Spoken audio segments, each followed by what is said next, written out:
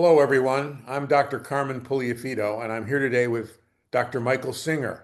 Welcome back to Retina Synthesis, Michael. Carmen, it's always great to be here. I really enjoy your podcast. And again, I love the opportunity to share new and interesting things because many times I'm on the other end listening to them. So I'm thrilled to be part of the program. We've talked about cooling anesthesia for intravitreal injections previously on this podcast, but this field has continued to evolve. Can you tell us what this is all about?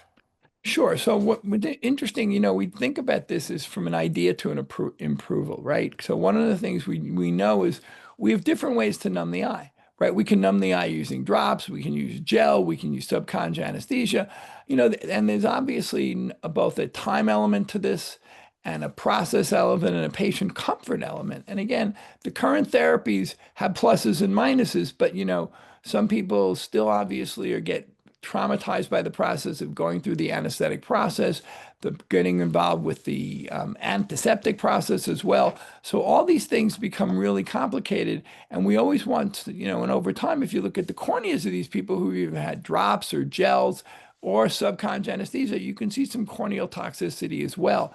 So that was the genesis of potentially looking at the concept of using cooling.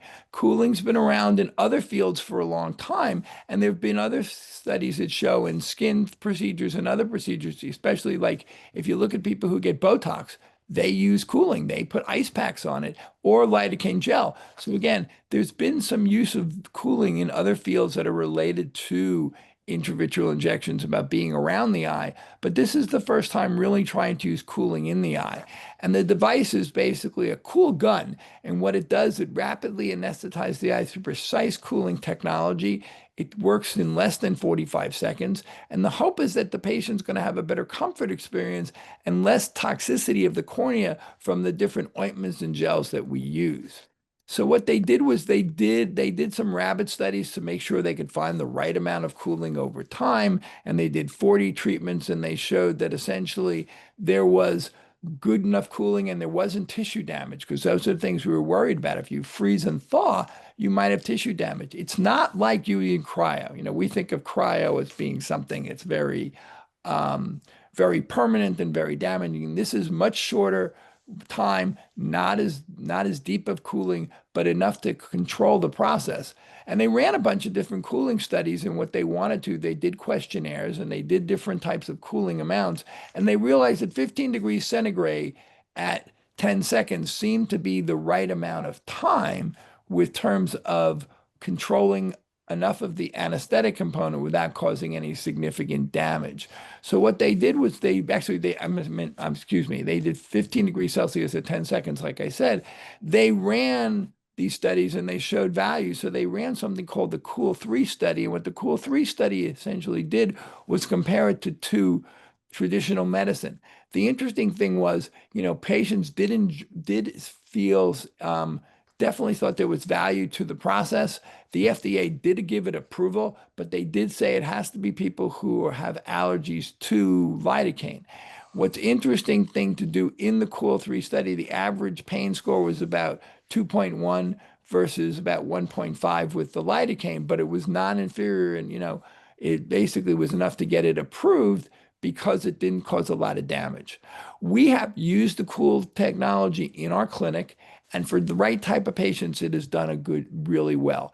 The way you do it essentially is you'd put a lid speculum in the eye, as you typically would do for an intravitreal injection. You give a betadine drop, in general, where you're eventually going to use the medication. I mean, the freezing device, you're going to put the cooling device, actually has its measurement built into it, so you know exactly where 4 millimeters from the limbus is. And by you do a freezing, the gun actually goes, and then it tells you when to do it, when to inject. You've got to inject within 15 seconds of when it stops. So the way I set it up is I set up my shot. I have the speculum, everything really close. I put the gun on the eye. I start the process. It tells me when to start, when to stop, when to do the injections. Patients are, patients definitely think it's equivalent to the current therapy. Certain patients think it's even better. What's really nice is it doesn't seem to have a lot as much redness and irritation as they typically feel from an intravitreal injection. Obviously, for patients who are very sensitive to chemicals and betadine, I think it works really well. So I think there's a place for it. It's definitely in the armamentarium that I use. And in those patients that are hard to treat and are you complaining about the way it's working, I think it's something worth doing.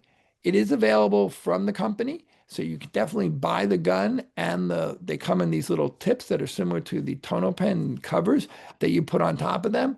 And again, it's available and you just have to contact the company to use it.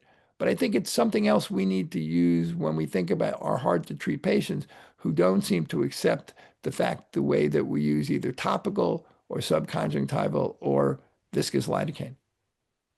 How common is lidocaine allergy? It's pretty rare.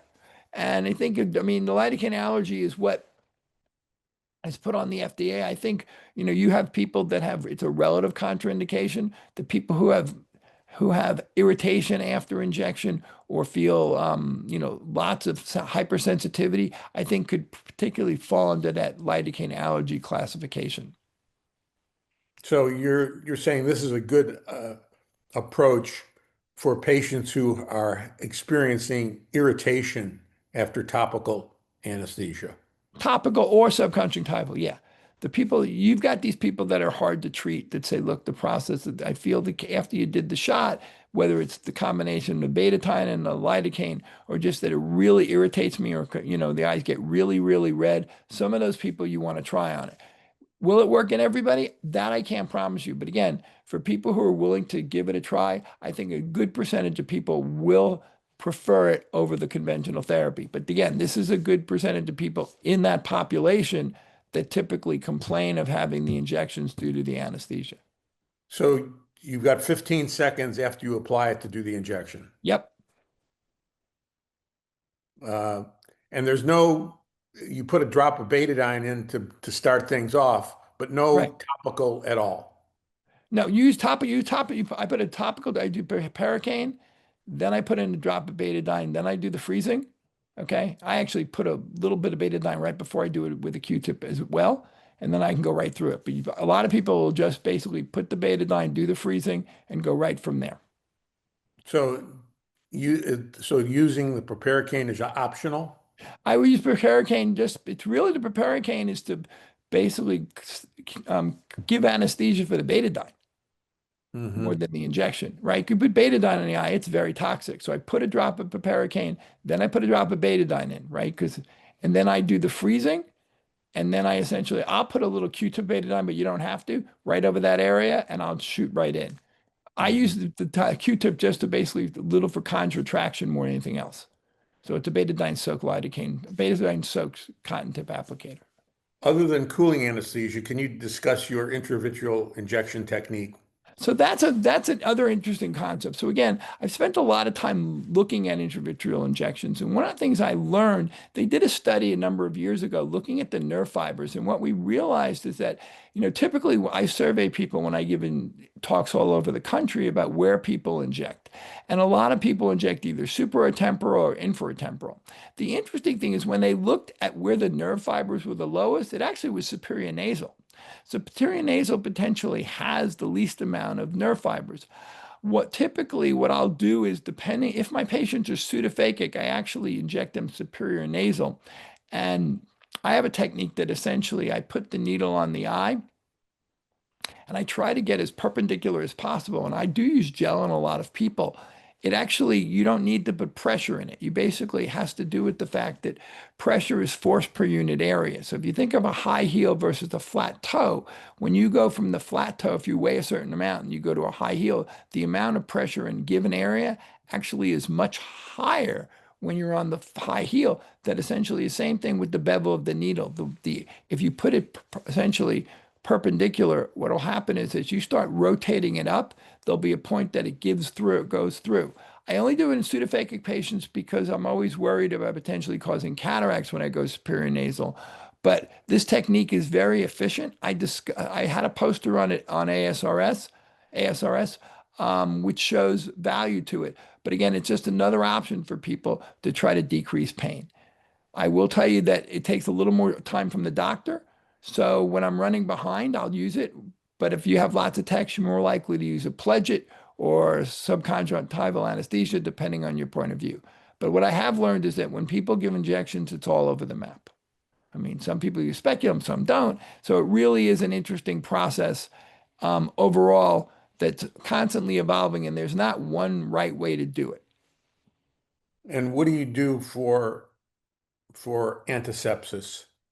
So, so here, antisepsis for me, I typically we use betadine, but for patients that are betadine allergic, I mean, you can either obviously use chlorhexidine or hypochlorous acid. I've done some work with hypochlorous acid. I believe it works relatively well. I will tell you, if you use hypochlorous acid, you do not wash it out. You basically irrigate the eye, you do not wash it out. It turns out that hypochlorous acid comes as like a spray, so I actually take a syringe and draw it up and irrigate the eye with it.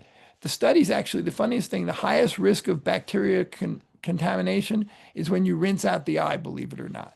So we all want to rinse out the eye, but we probably shouldn't.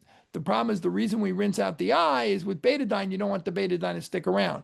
But with other, choices like chlorhexidine and more specifically hypochlorous acid, you really want to leave it on so you don't essentially get rid of the bactericidal effects because they last a lot longer than the time of the injection. Is the company looking to expand the indications for the use of this device in all intravitreal injections? Absolutely. They want to get phase 4 data, and with the phase 4 data, they're probably going to go back to the FDA to see if they can broaden their label. But because it's a device, as you know, devices have different regulatory pathways. We think about Europe, devices get pretty much approved, immediately. And because it's safe, it typically has a more narrow use. But I think as they get more data together, I think they're going to try to use it without or remove the lidocaine allergy from their label. So how is physically, how is the cooling achieved? It's plugged into the wall, No, or it's a battery pack. It's totally charged. It's a self-contained unit. It literally is a gun. It's a gun that you push. It's funny. So there's a picture of me giving at CTS with me and the James Bond look, like holding this gun up. It literally, you press it. It tells you you got to prime it. You click it once. It tells you when it's primed, and then it tells you when it's ready to actually apply on the eye. You click it again.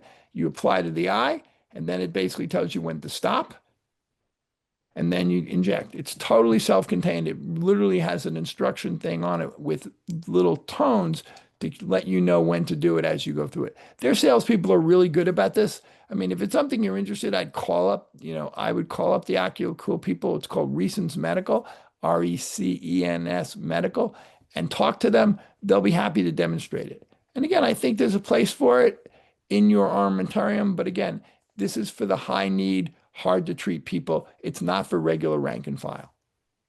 well, thank you, Michael, for your interesting discussion of cooling anesthesia. I think this is going to expand going forward. Carmen, I'm always honored to be brought on your program. I think it's great. And I'm excited, the more things we can do to make our patients' lives more comfortable and tolerate intravitreal injections, the higher compliance we get, the better vision we'll keep. Thank you. Thanks again for having me.